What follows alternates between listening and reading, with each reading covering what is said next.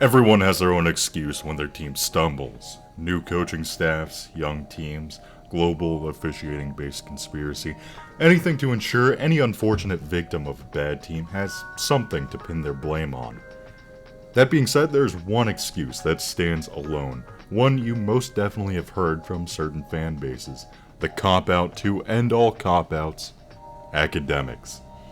Academic prestige is something all universities strive for, obviously. But in certain cases, it gets in the way of football. Every recruiting cycle will have a story of a highly touted recruit or transfer being cast away from a school due, in part, to academics. And many, including myself, have taken this and ran with it for years. As if academic prestige of my favorite team is an ankle weight.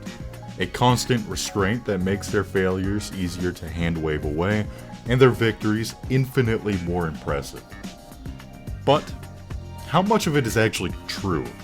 How big of an impact does academic prestige really have on the success of a college football program? Well, the answer, like many things, is complicated. So come with me while I try to delve into the college side of college football.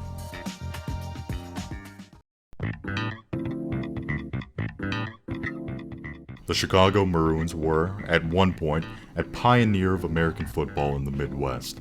They were one of the founding members of what would eventually become the Big Ten. They played Thanksgiving Day rivalry games with Michigan. They won national titles. They fielded the very first Heisman winner. And they attracted tens of thousands to bask in their grandeur. Today, they play at the Division III level, against programs too small to be worth naming, on a field with a capacity of just over 1,600. Completely forgotten, a footnote in college football's early history. What happened? Well, in short, the University of Chicago got a new president in the late 30s, a president who didn't exactly care for football and what it took away from Chicago's academic prestige.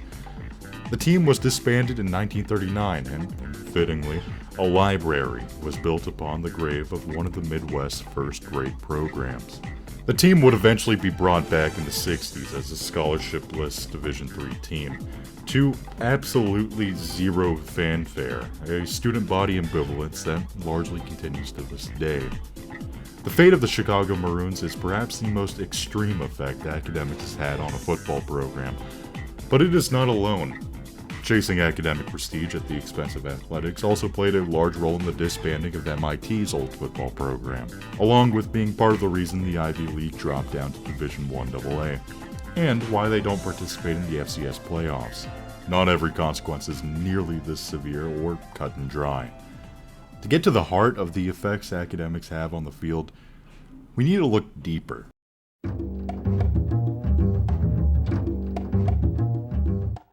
Above all, we need to set up a sample, one that's large enough to find a trend yet still applicable to the modern game.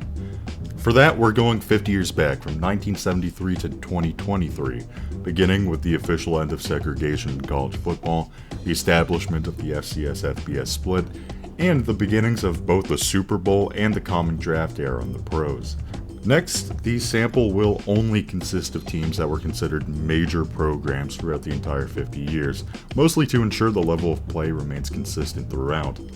That means no UCF, Cincinnati, Rutgers, Houston, SMU, TCU, the Arizona schools, and the Utah schools, bringing our sample to 59.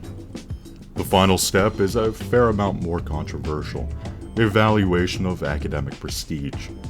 While everyone understands what it means, the specific definitions of prestige varies from person to person. Is it endowment size, graduation rate, acceptance rate, number of Nobel laureates, age, facilities, location, the amount of foliage on campus? For the purposes of this video, I just relied on another person, or persons rather, USAnews.com. They have a fairly popular ranking and subsequent formula for evaluating universities from Stanford to West Virginia, which I used here. Now, two very large disclaimers. For one, rankings change all the time, between years and between publications. This list is not being used to say, for instance, Michigan State is the definitive 28th best Power 5 for school academically. More so that they fall into this general range. Second disclaimer, All of these schools, top to bottom, are prestigious institutions, all falling within the top half of national universities. This isn't an exercise to slander universities' prestige, it's mostly just a thought experiment. The simplest way of looking at the success of a football program is championships, and it's here where we'll begin our hunt for any hints that academic prestige has a negative effect on performance. Beginning in the top 10, we see only 5 national titles across the sample's 50-year time span, being split between Michigan's 2 in 1997 and 2023, and Notre Dame's 3 in 1973, 77, and 88. Then we get to 11 through 19, where we see a lot more titles. It begins with Florida's 3 national titles, go Gators, in 1996, 2006, and 2008, before moving on to USC's 4 titles in 1974, 1978, 2003, and 2004. Afterwards, we have Texas, Georgia Tech, and Washington all with 1, and we finish off with Ohio State's 2 in 2002 and 2014. In total, 10 through 19 have a combined 12 titles to their name, a steep difference from 1 through 9, and curiously, 20 through 29 as well. The next 10's combined 6 titles are split in the middle between Georgia and Florida State, each claiming 3 national titles. We then start to climb back up in the 30s, with 1 from both Pitt and Auburn, 2 from Penn State, 3 from Clemson, and a whopping 5 from Miami, bringing the group's total to 12. Reaching the 40s, we drop back down a bit, claiming 1 from both Colorado and Tennessee, and 7 combined titles from Midwestern rivals Nebraska and Oklahoma, bringing their total to 9. Then finally comes the 50s, with an astonishing 13 titles to their name. An impressive number, held up almost exclusively by Alabama's 10 national titles, supported by LSU's 3. So, looking at the full graph on the surface, it kind of resembles what you would expect, starting out low and ending high, but the specifics complicated. 10 through 19, despite being the second most academically prestigious group, is also tied for second most national titles and has the most individual title-winning programs. And despite the 50s claiming the most titles, Alabama is a huge outlier in the sample, meaning their count of 10 is rough to attribute to the group as a whole. The results are inconclusive, but national titles are by far the most surface-level means to analyze college football. To get to the answers, we'll have to look even deeper.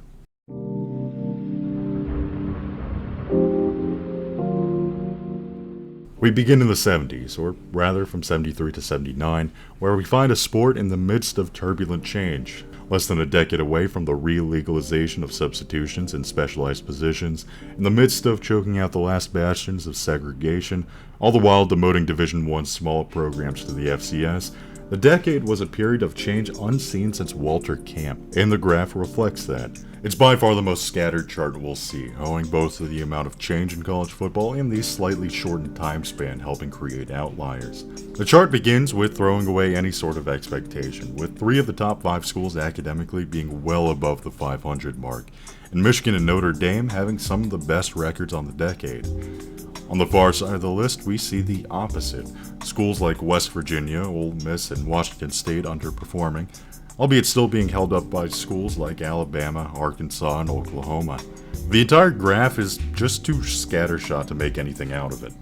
Luckily for this video, this chaos didn't follow the sport into the 80s. The entire top 5, barring UCLA, is well below the 500 mark. And with the exception of the Bruins, Irish, and Wolverines, the entire top 10 is under 500. Leaving the top 10 though, we begin to climb, with Florida, USC, and Texas jumping above the 600 mark, and Washington and Ohio State hovering around 700.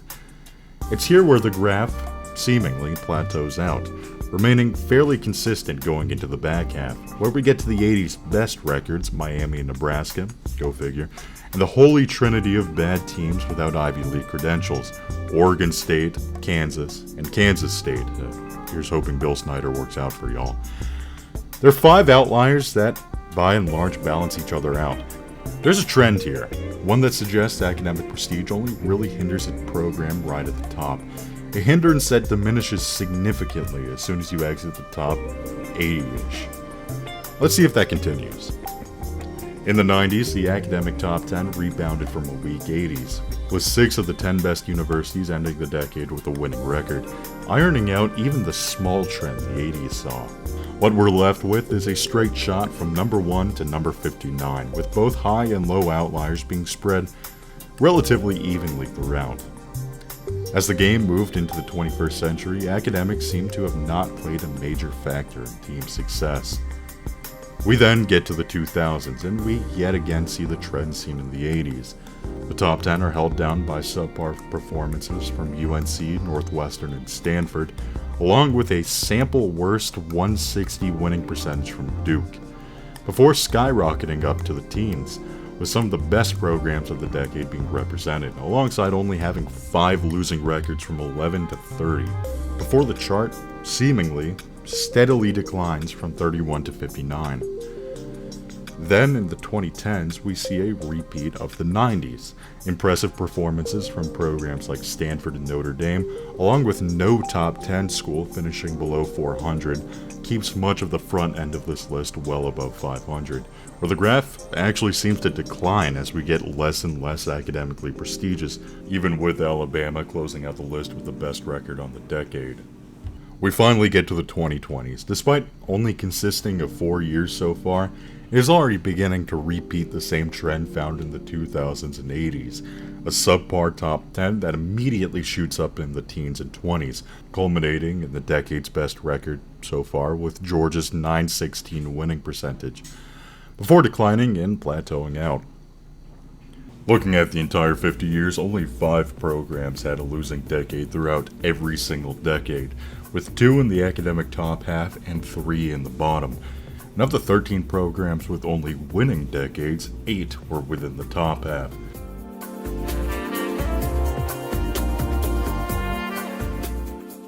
The last hope for finding a clear trend between academics and football success can be found in recruiting, the source of some of the more visible instances of academic interference in the sport.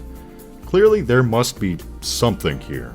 Yet, going back 15 years, using 24/7 Sports overall rankings instead of the composite rankings because Rivals and ESPN suck, there really isn't.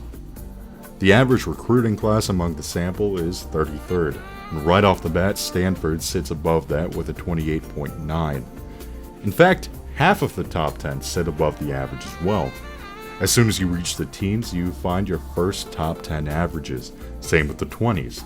As you move further and further, you begin to realize this is more of a story of haves and have-nots than anything having to do with academics.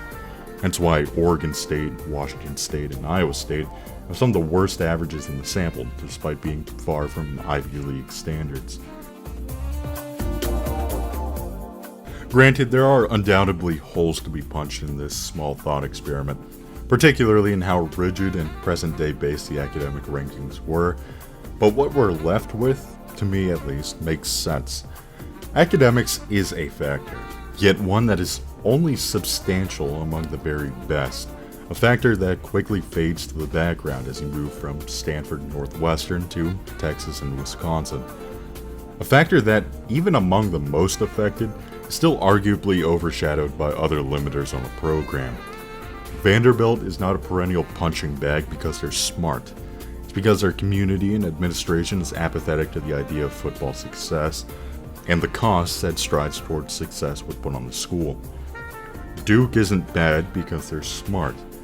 Duke is bad because their athletic department runs through their basketball program, much like their less nerdy compatriots Kansas and Kentucky. Academics is an obstacle, sure, but one that can be overcome. So, next time your team sucks, it might be a good idea to mix in the academic cop-out with something else. Might I suggest divine punishment?